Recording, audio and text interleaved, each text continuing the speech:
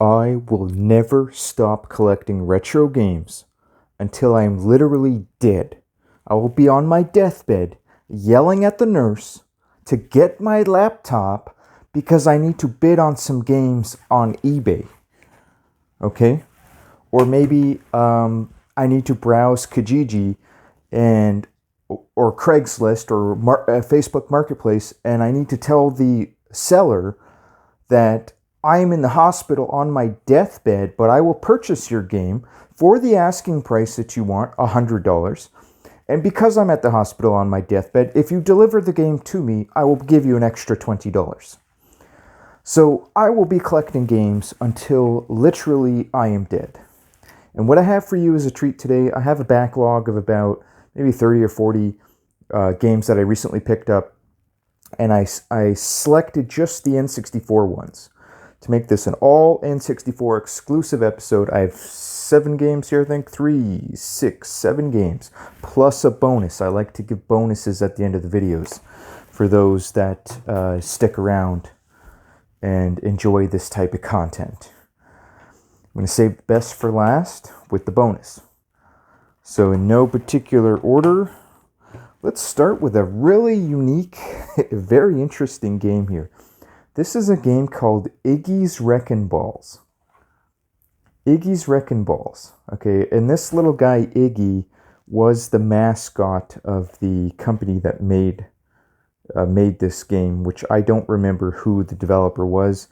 It appears to have been published by Acclaim. I'm not sure. I highly doubt that they were the developers of this particular game.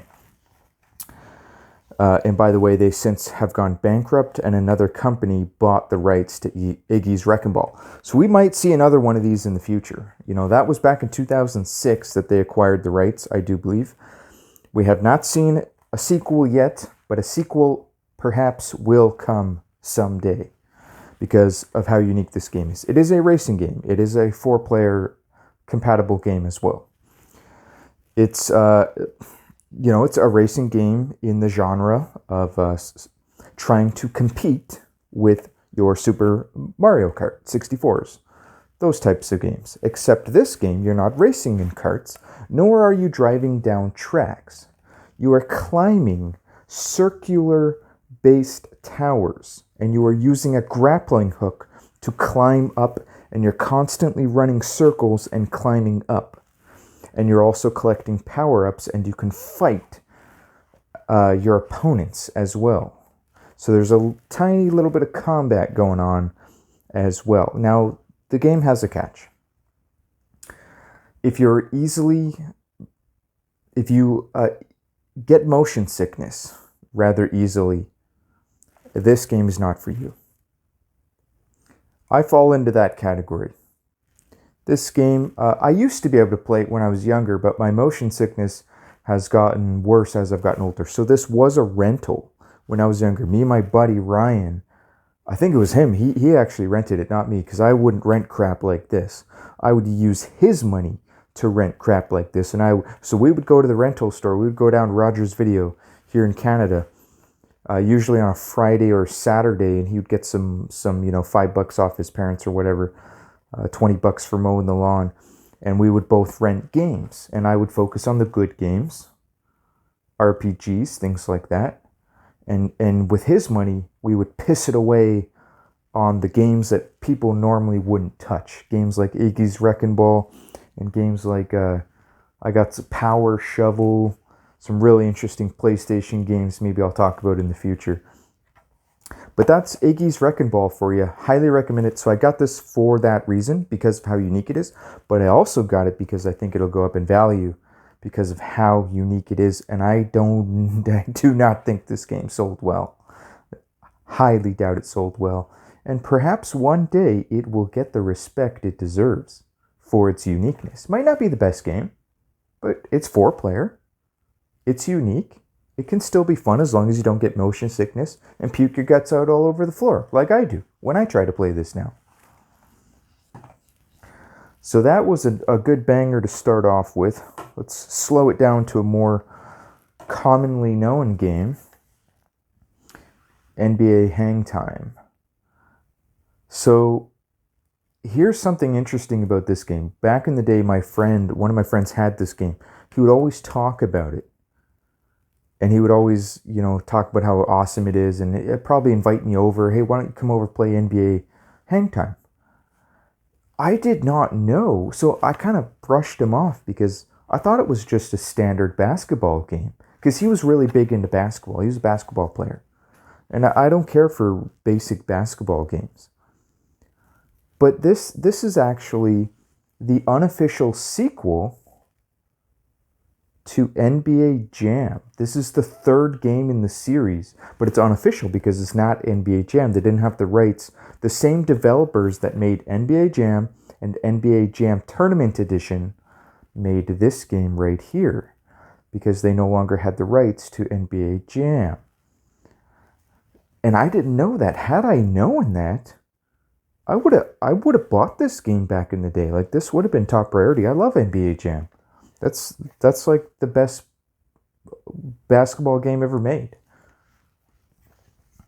So yeah, it absolutely shocks me that I missed this. I missed out on this. So that's why I got it here in 2022. I finally got it. It only took 20, 30 years for me to finally get it. But I have it now, okay? I have it now. I'm a happy man now. Okay, now let's go with another very interesting game. Another hidden gem that most of you don't know about. Fighter's Destiny for the N64. Now, when this game first came out, it was highly praised as the best fighter on the console. But that said, I will admit, and many will also say that is also perhaps only because the N64 lacked good fighting games. Let me tell you something right now. They're right. The N64 did have no good fighting games. Mace the Dark Ages was really not all that great. It was okay. They had mediocre games. But you know what?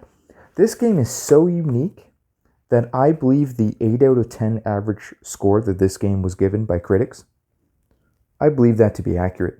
To this day, still holds up. So in this game, instead of just fighting each other and whoever loses health down to nothing loses, whoever loses all their health first is the loser, it's not quite that. It doesn't work like that. There's a point system. So it's almost like it's a fighting game, but it's more strategic because you're trying to perform different move sets that are equal to different amounts of points. So if you pull off a special attack, you get 4 points. That's the most points you can get. I don't remember all the points, but you knock somebody out of the ring, maybe you get 1 point. If you do a takedown, maybe you get 2 points. I don't remember exactly which ones are worth how much points, but it's strategic for that reason. And guess what? The first to 7 points wins. So maybe you're winning the match. Oh, I got 5 points, you got none. You're kicking your buddy's butt, but then he pulls off a special move. Well, he's back in the game now. Then he gets a takedown. Now he's winning.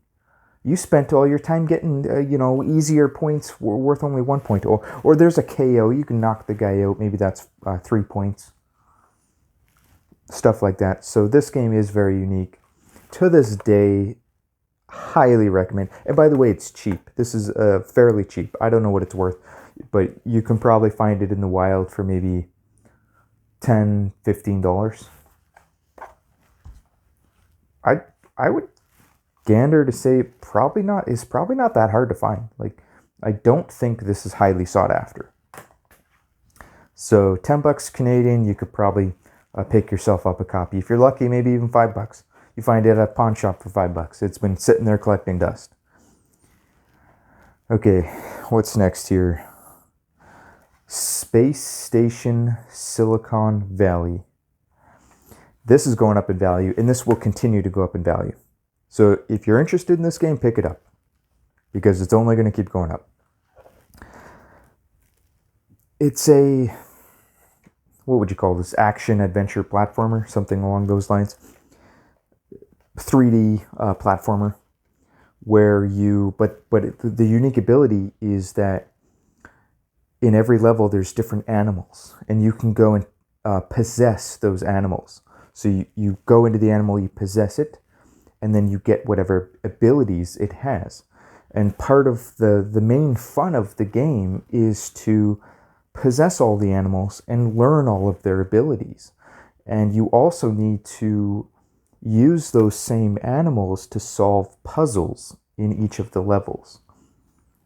So, and by the way, each of those animals also specializes in certain things. Maybe some of them are really weak combat-wise, but they have very strong special abilities. There's combat in the game as well. So each animal that you possess has strengths and weaknesses, and it's just really fun to test out their abilities. And by the way, the game wants you to find out all of the abilities that these animals do. Because there's, if you,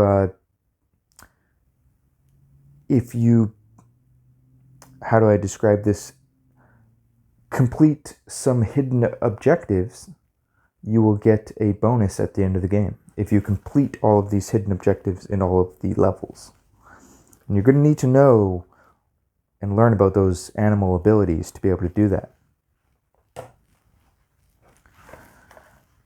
Body Harvest. This is a more commonly known game, I do believe. These two games were made by the same developers. I think Body Harvest came out first. I don't entirely remember. Different publishers, but same developers. Okay, same team. And both some of the best on the console. Now, Body Harvest is more of a third-person action shooter game. But what made it really unique is that it's not linear. It has an open world feel, because you can go anywhere and do anything at any time you want. The game does not hold your hand and force you to go in this straight line and turn left here and shoot these enemies and the level's over. It doesn't work like that. This is an open world game, essentially, because it is non-linear and you can go around a very large maps and do anything you want. It's kind of like it has similarities to Grand Theft Auto, believe it or not. Now, where it really shines is all the really cool vehicles that you can get. And using those vehicles and all of their abilities adds to the funness of this game. So, in my opinion, the vehicles are what made this game shine. And also, if you rewind back in time, when this came out, like, this was mind-blowing stuff. Maybe it's not, it doesn't tickle your fancy today because you've been playing Grand Theft Auto 5. But this game, there was no GTA 5 back then. This was GTA 5 because there was nothing else similar to it. Shenmue wasn't out back then. I don't think. No, I highly doubt it. Not when this came out. Shenmue, some people call it Shenmue, or I call it Shenmue. I don't know what the proper title is. Now, there's two left. Best for last plus bonus. This is I picked this one up. I'm so happy that I picked this one up. I had never heard of this game. Polaris Snowcross. It's a snowmobile racing game. Okay, I don't, I'm not a hardcore racing game fan. I don't even really like racing games. Weird fact about me, I don't really like racing games, but I wish that I did. I find them so interesting. But when I go to play them, I don't really enjoy them that much. But I keep going back to them. It's like, I wish I could just love racing games as much as those racing game fanatics out there. I can still enjoy a racing game, the arcade style racers, but I don't enjoy them as much as I wish I enjoyed them. I don't know why that is. But anyways, this game, I looked it up before I bid on this. I got a good deal. It's going up in value, by the way. Check out the chart on this one. I think this could be a $100 game in the future. And the reason for that being, there's two reasons. One, it's a late release. Very late release. This came out, according to Wikipedia, this came out December 27th, 2000. That's basically 2001. Okay, that's late for the N64. This is a late release. Round up, this is a 2001 N64 release. It got terrible reviews when it came out, but it wasn't given the respect that it commands this day today. And that's why this is going up in value, because it's not a crummy game. This is a great game. Everyone knows Wave Race. No one ever says Wave Race is a bad game, because Wave Race is an amazing game. The water physics were off the chart back then. It was brand new physics we'd never seen before, and it was really fun. Good music. Well, this game is like Wave Race, but on snowmobiles, and the weather effects make a huge difference on the maps. There's nighttime and daytime, very unique mechanics. So the racing is great for that reason, but it's also similar to Beetle Adventure Racing in that there's a lot of exploration that can be done in this game, and you can find a whole bunch of secrets and secret locations, but you have to explore. You have to really look for those locations and try to find different ways to get there. So, and by the way, this is like a mint condition copy. So some guy who owned this before, he did not have fun playing this one. Probably, you know what? It was probably a late release, and guess what? The guy bought the Dreamcast. He bought the Dreamcast, and he was playing, Sonic Adventure rather than Polaris Snowcross. He said, "Screw this! I'm getting a Dreamcast," and he forgot all about his Snowcross. It didn't hold up. Next game on the list, Mystical Ninja. This game is skyrocketing in value for starters. I had no idea that this was the gem that it was. I remember seeing this game all the time back in Roger's video for a rental, and I wrote it off as a kid's game. Like, the cover just didn't do it for me. It had a very dull cover to me, and it looked very dull. It looked like a low-budget game at the time. I wasn't aware of the Mystical Ninja series at the time, and I completely wrote it off. And then just recently, because I am aware of the Mystical Ninja series, which leads me to the bonus. So this game here is a sequel to the Super Nintendo version, which is one of the best games on the console, and it's two-player co-op. Now, that is the biggest flaw to this Mystical Ninja game, which, by the way, it's like an action-adventure platformer game with RPG elements in it. So it also feels like an action RPG. But it's not really classified as an action RPG. But it will feel like an action RPG. And there's 4 different characters, which is common in the Mystical Ninja series, that usually you can be at least 1 or 2 other characters. So they spice it up a little bit. They try to spice up the gameplay too. There's some little bonus robot fighting bonus games, if you want to call it that you can play after beating some of the levels. Mystical Ninja. This is again, very similar to an action RPG, but it also has side-scrolling action platformer levels as well. 2-player co-op, play at the same time. Now, Mystical Ninja, so I wrote this game off back in the day. It's one of the best games on the console. Pick it up today. That's all I'm going to say about that one. I cannot believe that this game was even cheap for as long as it was, because it's skyrocketing in value now. It's going to go to $500 because it's that good. And guess what? there was essentially a sequel to this game because it's in the same Mystical Ninja series. But instead of, so this one doesn't have Mystical Ninja in the title, but the main character there is Gomon. If I remember correctly, is how you say his name, Gomon. This is starring Gomon.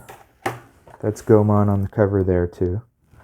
And this is Gomon and His Buddies, because this is, I guess there's 3 characters in this, oh no, 4 characters in this game. So I played this before, but I didn't get very far. Me and my buddy were playing it, and then we just kind of stopped playing it. So I was playing 2-player co-op, so I had no intention of beating the game solo, so that's why I stopped playing it. I got this copy a long time ago. This is skyrocketing in value. I knew it was going to be rare when I bought it. I knew it was a hidden gem when I bought it. It blew my freaking mind. It's a 2.5D side-scrolling action platformer RPG style game. Okay, you go to town, you get money, you buy like a million different pieces, items and armor and weapons and who knows.